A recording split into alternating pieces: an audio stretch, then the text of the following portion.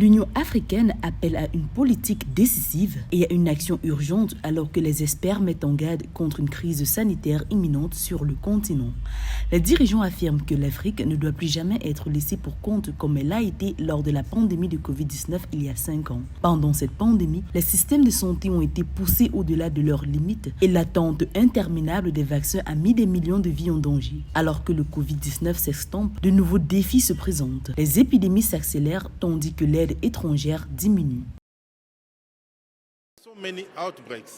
Lorsqu'il y a autant de foyers de mutation du virus, les ressources sont réduites. Cela signifie que la prochaine mutation du virus peut devenir une pandémie. C'est pourquoi nous mettons le monde en garde. Nous parlons maintenant de la maladie X parce qu'il y a tellement de virus qui peuvent devenir des pandémies à tout moment. Pox, Ebola, Marburg.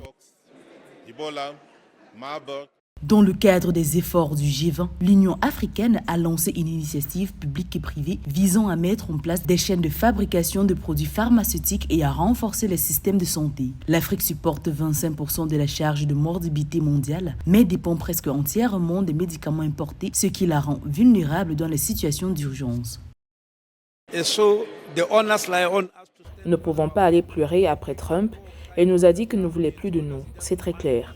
Il a été très clair, surtout que pour nous en Afrique du Sud, il a dit qu'il ne voulait pas de nous pour des raisons de génocide, d'oppression et d'expropriation qui n'existent pas, nous le savons tous. Le rythme des épidémies en Afrique menace la stabilité du monde entier et le continent ne peut continuer à mettre sa santé entre les mains des autres. Les centres africains de contrôle des maladies ont également appelé à une politique décisive pour attirer les investissements et instaurer une plus grande confiance entre les nations africaines, l'un des principaux obstacles à l'expansion du marché pharmaceutique.